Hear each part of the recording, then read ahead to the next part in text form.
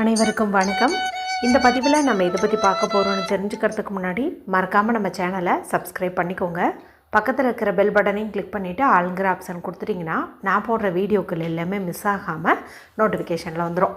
இந்த பதிவு மிகவும் முக்கியமான பதிவு. இன்றைக்கி நமக்கு அற்புதமான ஒரு நாளாக அமைஞ்சிருக்குதுங்க.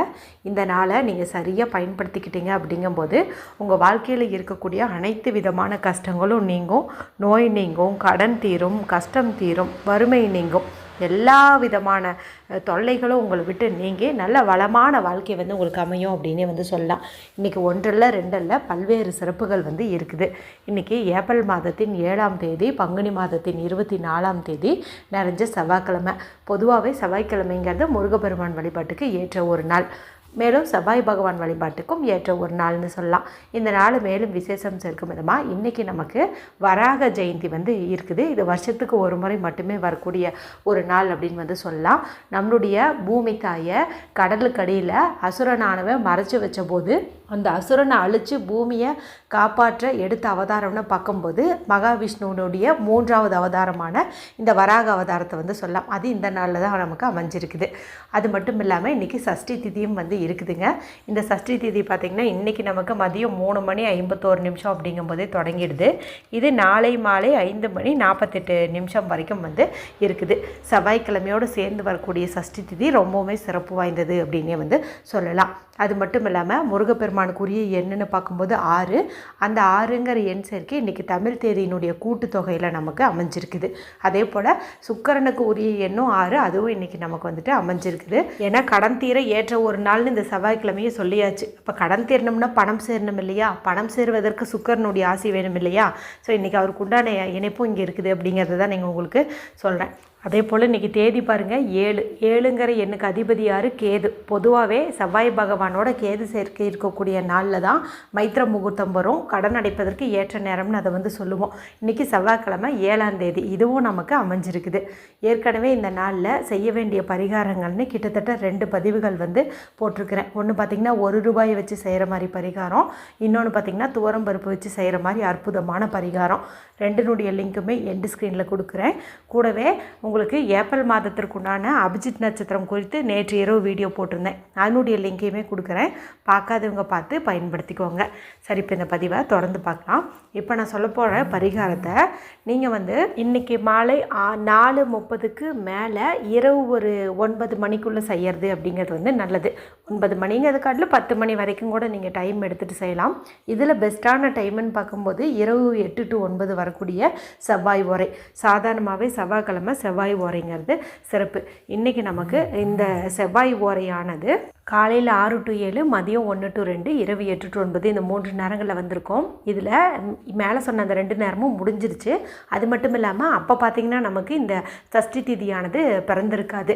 ஆனால் இரவு வரக்கூடிய 8 to 9 நமக்கு செவ்வாய்க்கிழமை செவ்வாய் ஓரையும் இருக்கும். அதே போல் நம்மளுடைய கஷ்டங்களை போக்கக்கூடிய தேய்பிறை சஷ்டி திதியும் இருக்கும். அதனால் தி பெஸ்ட் டைம்னு சொல்லிட்டு இந்த 1 மணி நேரத்தை சொல்லலாம். ஸோ முடிஞ்ச அளவுக்கு அந்த 8 to 9ங்கிறத ஃபாலோ பண்ணுங்கள்.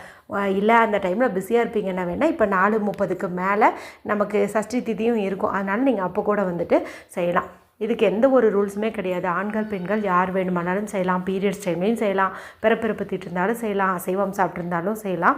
எந்த மதத்தை சார்ந்தவங்களாக இருந்தாலும் கடன் தீரணும், பிரச்சனைகள் தீரணும் அப்படின்னு சொல்லிட்டு இந்த பரிகாரத்தை செய்யலாம். இதுக்கு தேவையான பொருள்னு பார்க்கும்போது ஒரு காலியான மண்ணகல் எடுத்துக்கோங்க. புதுசாக பழசோ ஏதாவது ஒன்று எடுத்துக்கோங்க. நல்லா தொடச்சி சுத்தம் பண்ணி வச்சுக்கோங்க.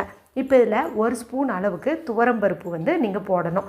என்னடா இவங்க இந்த நாள் முழுக்க துவரம்பருப்பு வச்சே செய்ய சொல்கிறாங்களே அப்படின்னு கேட்டிங்கன்னா, இன்றைக்கி நீங்கள் துவரம்பருப்பை பயன்படுத்துறது ரொம்ப ரொம்ப அவசியம், முக்கியமும் கூட. அதனால தான் நான் ஏதாவது ஒன்றில் உங்களை பயன்படுத்த வச்சிடணுங்கிறதுக்காக திரும்ப திரும்ப இதையே நான் கொண்டு வரேன். புதுசாக வாங்கணுன்ட்டு கூட கிடையாது, வீட்டில் இருக்கிறதையே நீங்கள் எடுத்துக்கோங்க. 1 ஸ்பூன் அளவுக்கு எடுத்துகிட்டு உங்களுடைய வலது கையில் வச்சுட்டு மனதார முருகப்பெருமானை வேண்டிக்கோங்க. இன்றைக்கி நீங்கள் சஷ்டி திதி வழிபாடு செய்கிற மாதிரி இருந்தால் அங்கேயும் உட்காந்து கூட இந்த பரிகாரத்தை செய்யலாம். முருகா, என்னுடைய கடன் தீரணும், கஷ்டம் தீரணும், எனக்கு சீக்கிரமாக சொந்த வீடு அமையணும் அப்படின்னு ஆத்மார்த்தமாக வேண்டிக்கிட்டு இந்த துவரம்பருப்பை உங்களுடைய வலது கையால் இந்த மண்ணகலில் போட்டுருங்க. அடுத்தது எண்ணி ஒரு 6 கருமிளகு வந்து எடுத்துக்கோங்க. இந்த மிளகுங்கிறது நம்மளுடைய கடன் கஷ்டம் எதிரி தொல்லை எல்லாத்தையுமே நீக்கக்கூடியது. எப்போதுமே நம்மளுடைய சேனலில் செவ்வாய்க்கிழமை நாளில் மிளகு வச்சு ஒரு பரிகாரம் வந்து செய்ய சொல்லுவேன்.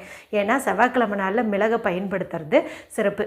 அது மட்டும் இல்லாமல் முருகப்பெருமான் பார்த்திங்கன்னா அந்த சூரபதுமனை அழிப்பதற்கு கூட 6 நாள் மிளகு விரதம் தான் இருந்தாங்க.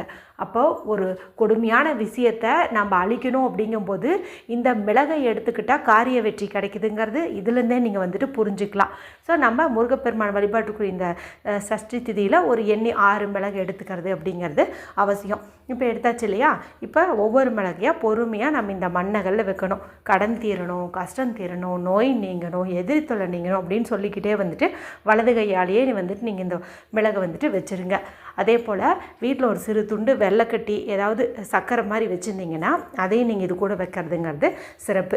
இப்போது பூஜை செய்கிற மாதிரி இருந்தால் அங்கேயே ஒரு நிமிஷம் வச்சு இதை நீங்கள் வழிபாடு வந்து செஞ்சுக்கோங்க. இல்லைங்க பீரியட்ஸில் இருக்கிறோம், பூஜை வந்து செய்ய முடியாது அப்படிங்கிற மாதிரி நினச்சிங்கன்னா நீங்கள் மனசுக்குள்ளாரையே வந்து வேண்டிக்கோங்க. அதன் பிறகு இதை நீங்கள் எடுத்துகிட்டு போயிட்டு உங்களுடைய வீட்டுக்கு வெளியில் நிலைவாசல் படிக்கிட்ட ஏதாவது ஒரு ஓரத்தில் வச்சுருங்க. 2 சைடு இருக்குது இல்லையா? அதில் லெஃப்ட்டோ ரைட்டோ ஏதாவது ஒரு பக்கத்தில் வச்சுருங்க. இல்லை கேட்டுக்கிட்ட கூட நீங்கள் வந்துட்டு வைக்கலாம். மொத்தத்தில் இது நம்ம வெளியில் வந்து வைக்கிறது அப்படிங்கிறது நல்லது. இது இந்த இரவு முழுக்க அப்படியே வந்து இருக்கட்டும். இப்போ பார்த்திங்கன்னா நாளைக்குமே நமக்கு சஷ்டி திதி வந்து இருக்குது. நாளைக்கு கரெக்டாக சொல்லணுன்னா மாலை 5:48 வரைக்கும் இருக்குது. ஸோ அதுக்குள்ளே உங்களுக்கு எப்போ டைம் கிடைக்குதோ அப்போது உங்கள் கையாலேயே இந்த பொருட்களை நீங்கள் தானமாக வந்து பறவைகளுக்கோ எறும்புகளுக்கோ போட்டுருங்க. உடனே இதை நீங்கள் அப்படியே எடுத்துகிட்டு போயிட்டு வெளியில் ஏதாவது மரம் செடி இருந்துச்சுன்னா அதுக்கு அடியில் வந்து போட்டு வச்சுருங்க. இல்லை மொட்டை மாடியில் அடிக்கடி வந்து புறாலாம் வரும் அப்படின்னா நீங்கள் அங்கே கூட போடலாம். இப்போ பார்த்திங்கன்னா எங்கள் வீட்டு மொட்டை மாடியில் எப்போதுமே நான் எது காய போட்டாலும் புறா தான் வந்து எடுத்துக்கும். ஸோ இந்த மாதிரி பரிகாரத்துக்கு நான் புறாக்களுக்கே வந்துட்டு தானம் கொடுத்துருவேன். நீங்களும் வந்து அதே மாதிரி கூட மொட்டை மாடியில் கூட இதை வந்துட்டு போட்டு வச்சிடலாம். முடிஞ்ச அளவுக்கு சஷ்டி திதி முடியறதுக்குள்ளார உங்கள் கையால் வந்து தானம் கொடுங்க. ஏன்னா தேய்பிறை சஷ்டிங்கிறது நம்மளுடைய கஷ்டங்களை தேய வைக்கக்கூடிய நாள். ஸோ நம்ம பிரச்சனை தீரணுங்கிறதுக்காக தான் இந்த பரிகாரத்தையே வந்து செஞ்சுருக்குறோம். நம்ம கையால் இந்த தானம் கொடுக்கறது நம்மளுடைய கர்ம வினைகளையும் வந்துட்டு போக்கும். இந்த மாதிரி வந்து பண்ணிவிடுங்க. இப்போது ஒரு சில சகோதரிகளுக்கு சந்தேகம் வரும். இப்போ காலையிலேருந்து நீங்கள் 3 பதிவு வந்து போட்டிருக்கிறீங்க. இப்போ 3ஐயுமே நாங்கள் வந்துட்டு செய்யணுமா, இல்லை ஏதோ ஒன்று செஞ்சால் போதுமா அப்படின்ட்டு. நீங்கள் ஏதாவது ஒன்று செஞ்சீங்க அப்படின்னாவே போதும். மொத்தத்தில் இன்றைக்கி துவரம்பருப்பு வச்சு ஏதாவது ஒன்று செஞ்சாலே நமக்கு வந்து நல்ல பலன் தான் வந்து கொடுக்கும். அதனால தான் நான் 3லேயுமே இதை இன்க்ளூட் பண்ணியிருக்கிறேன். இஷ்டப்பட்டீங்கன்னா 3ஐயும் பண்ணுங்கள், இல்லைன்னா ஏதாவது ஒன்று மட்டும் பண்ணுங்கள். இப்போது நீங்கள் வீடியோ பார்க்கும் சமயத்தில் 3:36 4:24 தான் இருக்கிறீங்க. அப்படிங்கும்போது நான் காலையில் ஒரு பதிவு வந்து போட்டிருந்தேன். அதில் 2 டைமிங் வந்து கொடுத்துருந்தேன். அந்த 2 டைமில் ஏதாவது ஒரு டைமில் ₹1 வச்சு செய்ய சொல்லியிருப்பேன். அது பார்த்திங்கன்னா உங்களுக்கு நல்ல பல மடங்கு பணத்தை சேர வைக்கும் அப்படின்னே சொல்லலாம். ஏன்னா இன்றைக்கி அப்படி ஒரு அம்சமாக வந்து நமக்கு அமைஞ்சிருக்குது. ஸோ நீங்கள் அந்த டைமுக்குள்ளே இருந்தீங்க அப்படிங்கும்போது மறக்காமல் அந்த வீடியோவை பார்த்து அந்த வாய்ப்பையும் வந்து பயன்படுத்திக்கோங்க. சரிங்களா? ஏன்னா ஒரு சூப்பரான ஒரு வாய்ப்பு. சரிங்களா? அதையும் வந்துட்டு பயன்படுத்திக்கோங்க. அடுத்து வந்து இதையும் வந்துட்டு பண்ணிவிடுங்க. ஸோ ஒரு நாளைக்கு 2-3 ஆப்ஷன் கொடுத்தா தான் உங்களுக்கு எது வந்து ஓகே அப்படின்னு தோணுதோ அதை வந்து செய்ய முடியும். இதை தான் பண்ணணும்னு நான் சொல்லும்போது அதை செய்ய முடியாமல் கூட போகும் இல்லையா? அதுக்காக தான் ஒரு நாளைக்குன்னு ஒரு 3 பதிவு 4 பதிவு அந்த மாதிரி வந்து கொடுக்குறேன். அது இன்றைக்கி ரொம்ப சிறப்பாக இருக்குது, கோடியில் ஒரு நாளாக இருக்குதுங்கிறதுனால தான் உங்களை எப்படியாவது செய்ய வைக்கணுங்கிறதுக்காக சின்ன சின்ன ரெமெடியாக வந்து கொடுத்துட்ருக்கிறேன். அனைவரும் செஞ்சு பலனடையுங்க. இன்றோடு உங்கள் பிரச்சனைகள் எல்லாமே வந்துட்டு நீங்கும். வீடியோ பிடிச்சிருந்தா மற்றவங்களோடையும் ஷேர் பண்ணுங்கள், லைக் பண்ணுங்கள். மற்றும் ஒரு பயனுள்ள பதிவில் உங்களை சந்திக்கிறேன். நன்றி, வணக்கம்.